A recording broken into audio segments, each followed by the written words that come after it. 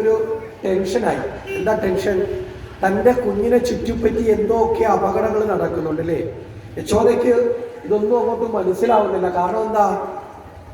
ഇവിടെ ആദ്യം ഒരു രാക്ഷസി വന്നു, പിന്നെ ഒരു വണ്ടി തകർന്നു വീണു, ഇപ്പൊ ഇതാ ഒരു ചുഴലിക്കാറ്റ് വന്നു അല്ലേ? അതിനകത്തൊരു അസുരൻ മരണപ്പെട്ടു. ഇതെല്ലാം ആരുമായിട്ട് ബന്ധപ്പെട്ട? തൻ്റെ കുഞ്ഞുമായിട്ട് ബന്ധപ്പെട്ട. അപ്പോൾ യശോദയ്ക്ക് ടെൻഷൻ കൂടി. ഏതൊരു അമ്മയ്ക്ക് കുഞ്ഞുങ്ങൾക്ക് ദുഃഖം വരുമ്പോൾ ടെൻഷൻ വരുമല്ലോ. അപ്പൊ യശോദയുടെ BP ഒക്കെ കൂടാൻ തുടങ്ങി. ഭഗവാൻ വിചാരിച്ചു, യശോദയെ ഇനി ഇങ്ങനെ വിട്ടാൽ മിക്കവാറും പ്രഷറിന്റെ ഗുളിക മേടിച്ചു കൊടുക്കേണ്ടി വരും. മനസ്സിലായില്ലേ?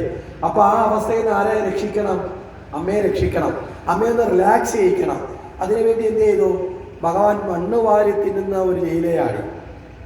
അപ്പൊ കൂടെയുള്ള കുട്ടികളൊക്കെ ചെന്ന് പറഞ്ഞു, യശോദാമേ യശോദാമേ, യശോദാമയുടെ മോൻ മണ്ണ് വാരി തിന്നുന്നു. യശോദ ഓടി വന്നു. കാരണം മണ്ണ് തിന്നാൻ കൊള്ളാവുന്ന സാധനമാണോ?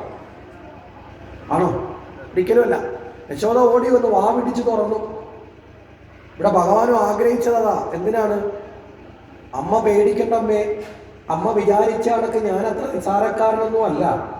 ഈ 7-14 ലോകവും ഉള്ളിൽ ധരിച്ചിരിക്കുന്ന സാക്ഷാൽ ഈശ്വരൻ തന്നെയാണ് താനെന്ന് കാണിക്കാൻ വേണ്ടി ആ യശോദാമ്മ ആ കൃഷ്ണന്റെ വായ്ക്കുള്ളിൽ എന്ത് കണ്ടു?